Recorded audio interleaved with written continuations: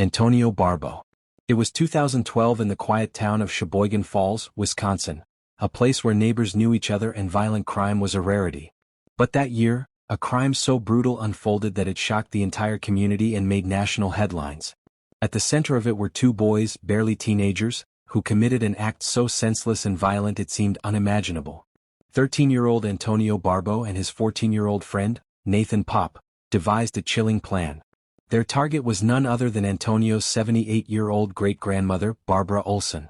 The boys believed she had money and valuables, and in their twisted reasoning, robbery became their motive. Armed with makeshift weapons, Antonio carrying a hatchet and Nathan a hammer, they set out with deadly intent. On September 17th, Nathan's mother unknowingly dropped them off at Barbara's home. The boys crept into the garage, but before they could act, Barbara discovered them. Instead of reacting with suspicion, the elderly woman welcomed the boys warmly, inviting them inside. That moment of kindness proved to be her last. The instant her back was turned, the boys launched their attack. Antonio swung the hatchet while Nathan brought down the hammer. Blow after blow rained down as Barbara desperately tried to shield herself. Forensic experts would later testify that she endured at least 27 strikes, her head, face, arms, and hands bearing the marks of the relentless assault. Once the attack was over, the boys tried, and failed, to move her body. They settled instead for stealing jewelry and Barbara's car keys. After abandoning her car at a bowling alley, they went on with their lives as if nothing had happened. 2 days later, Barbara's daughter made the grim discovery in the garage. Investigators quickly pieced the puzzle together. Antonio's blood-stained clothing was found in his school locker, while stolen items, like Barbara's purse and gold watch, turned up at Nathan's house. Within 12 hours of the discovery, both boys were in custody. Charged as adults with first-degree homicide, their trials drew public outrage. In 2013, Antonio initially pleaded insanity but later changed his plea to no contest, making him eligible for parole after 35 years. Nathan, meanwhile, claimed he only struck Barbara out of fear Antonio would turn on him. But Antonio's testimony painted Nathan as an active participant. The jury was unconvinced by his defense. Judge Timothy Van Akron called it the most disturbing case he had seen in 24 years on the bench. Both boys were sentenced to life in prison, Antonio with parole possible at 50, Nathan with parole eligibility in 2043, when he turns 45. It was a case that revealed not just the brutality young offenders are capable of, but also the coldness with which they could carry on afterward. And as shocking as it was, another teenage case would soon prove equally chilling, this time with a defendant who tried to mask his guilt behind crocodile tears. Dylan Shoemaker. Dylan Shoemaker was only 16 years old when he murdered an innocent boy. On March 19, 2013, while his girlfriend was at work, Shoemaker was left in charge of her two young sons. The older boy, Austin Smith, was just 23 months old, days away from his second birthday. What should have been an ordinary evening of babysitting turned into a nightmare. That night, Shoemaker lost control. Instead of caring for the toddler, he unleashed a violent outburst. He slapped and spanked the child, then slammed his small body onto the floor. In a horrifying escalation, he pressed a pillow over Austin's face and struck him repeatedly. The attack was not only brutal, it was fatal. When the case reached trial, prosecutors argued that Shoemaker knew exactly what he was doing. Despite his young age, the brutality of the act and the vulnerability of the victim left no room for leniency. He was tried as an adult and ultimately convicted of second-degree murder. In court, Shoemaker wept, claiming he never intended to kill Austin. I didn't mean to kill Austin. Ashley, I really didn't. I really think I did that. I didn't mean to hurt him. I can't take back what was done. I wish I could. I would give my life for Austin. I loved him a lot. Austin Smith was completely defenseless. That's a given. But there were other dynamics at work there, including my client's inability to either control his anger or frustration and his inexperience in babysitting. But Judge M. William Bowler was unmoved. The judge had received 13 letters from family members and acquaintances who painted a troubling picture of Shoemaker as manipulative and self-serving. Then came perhaps the most chilling detail, a statement Shoemaker made to his own mother, which, according to the court, revealed just how aware he was of his actions. The record will show that you admitted that on July 23, 2013, in a phone call to your mother from the holding center, you stated, and I got a quote from the court reporter, "I am a 16-year-old blonde Probably all I have to do is cry in front of the jury, and they're going to feel sorry for me, end quote. In January 2014, Judge Bowler sentenced him to 25 years to life in prison, a punishment reflecting the gravity of taking such a young life. Yet later, acknowledging his age and the hardships of his upbringing, an appellate court reduced the sentence to 18 years to life. Through tears, the next teen said he wished he had picked up a book instead of a gun. And if I could one, I'll put down the gun and pick up a book. Justin Jarman. Justin Jarman made a terrible choice, and he knew at the moment the smoke cleared. On October 4, 2016 in Cleveland, Ohio, he rode in a stolen car with a gun in hand, aiming for rival gang members. But when the bullets flew, they didn't just strike his intended targets. They tore into innocence itself. Elizabeth Davis, just 9 years old, was shot in the back. Her little sister Savannah, only 3, was hit in the face. Both girls were critically wounded, their young lives nearly stolen in an instant. By sheer miracle they survived, but the trauma of that night would never fully leave them. For Justin, violence wasn't new. Months earlier, he had attacked a 76-year-old man at a bus stop, shoving him to the ground and demanding money. It was the kind of reckless, predatory behavior that hinted at a life spiraling out of control.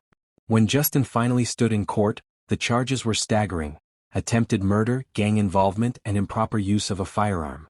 He admitted ties to the Detroit Taking Over gang, telling the court how his life had been swallowed by bad choices early on: drinking at 11, smoking weed at 13, numbing himself in all the wrong ways. I was at a point of time in my life when I was lost. I was trying to be something I wasn't. Land, drugs, friends, and peers influenced me to do things I wouldn't even know to do. And I hurt 2 little girls, so I deserve to be punished. Their family gotta live with the pain forever that I caused. I wish I could rewind, but I can't. And if I could rewind, I'll put down the gun and pick up a book. The judge was unmoved. Justin was sentenced to 41 years in prison, followed by 5 years of supervision. Some argued the punishment was too harsh. Others said the system had failed Justin long before he picked up a gun. But one thing was undeniable: 2 little girls paid the price for choices that could never be undone. The next story is about a kid whose crimes were just as heartless, and who grew furious when the consequences finally caught up to him. Dexter Johnson. In 2006, Harris County, Texas was gripped by fear as 18-year-old Dexter Johnson led a violent 25-day crime spree that left several communities shaken. But the most horrific night came when Johnson and 4 other teenagers set their sights on 2 innocent young people, 23-year-old Maria Aparice and 17-year-old Hui No, who were simply sitting in a car outside No's home. The group ambushed them, forcing their way into the vehicle in a brutal carjacking.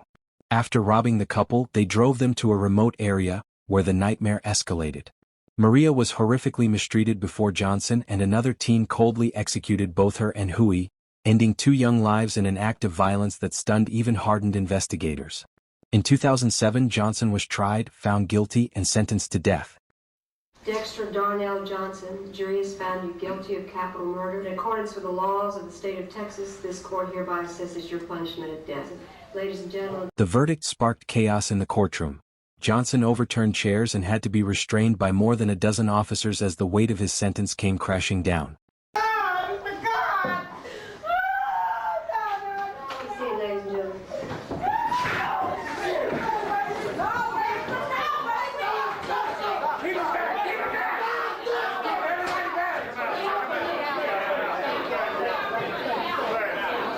But the story didn't end there. Fast forward to 2019, the night before his scheduled execution, Johnson's case took a dramatic turn. A federal court issued a last-minute stay, halting the execution. His legal team argued that Johnson was intellectually disabled, which, under U.S. Supreme Court precedent, would make him ineligible for the death penalty. They presented new IQ testing that placed his scores in the range of intellectual disability, alongside evidence of a severe stutter and other cognitive impairments. Prosecutors, however, pushed back hard. They cited earlier IQ scores that were higher, claiming Johnson's previous defense strategies had focused on brain injuries and mental illness, not intellectual disability. To them, the sudden shift in narrative was a legal maneuver, not proof of diminished capacity. The ruling didn't spare Johnson from death row, it merely sent the case back to a lower court for further review, prolonging the legal battle and reopening debates over justice, mercy, and the death penalty in America. The next entry is about a kid who lived out the dream of every WWE fan. Johnny Sosa Hernandez. On April 10, 2019, 18-year-old Johnny Sosa Hernandez decided to live out every wrestling fan's fantasy, pulling off an RKO out of nowhere. But instead of taking aim at a friend in the backyard or a wrestling dummy in the gym, Sosa went for the boldest target imaginable. His own principal, Humberto Moret. Only, things didn't exactly play out like a WWE highlight reel. Moret wasn't some passive bystander waiting to hit the mat. Instead, the principal countered like a seasoned fighter, locking Sosa in a chokehold and, according to reports, throwing a couple of defensive punches of his own. The entire altercation was caught on video because of course it was. In this era, if you're going to pull a stunt this reckless, you make sure someone's filming. Sosa, showing no shame, even recorded himself going after Moret. The move might have earned him bragging rights with his friends, but it also landed him real-world consequences. Charges of battery on a school official and disrupting school operations. Whether Miami-Dade County Public Schools punished him with suspension, detention, or, if irony ruled, an imaginary steel chair wasn't immediately clear. But the story didn't end there. Less than a week later, Sosa found himself in trouble again. This time his opponent wasn't human, it was a fake alligator at the Falls shopping center. In a viral social media video, Sosa stripped off his sweatshirt, vaulted over a barrier, and body slammed the $3690 prop straight into a pond. He even pinned it theatrically as if he'd just secured the world championship belt. The mall manager wasn't amused and the match ended with the alligator destroyed. When police confronted Sosa, he confessed, apologized, and was charged with criminal mischief. Gianni Sosa Hernandez. Gianni Sosa Hernandez. Yeah, he's back.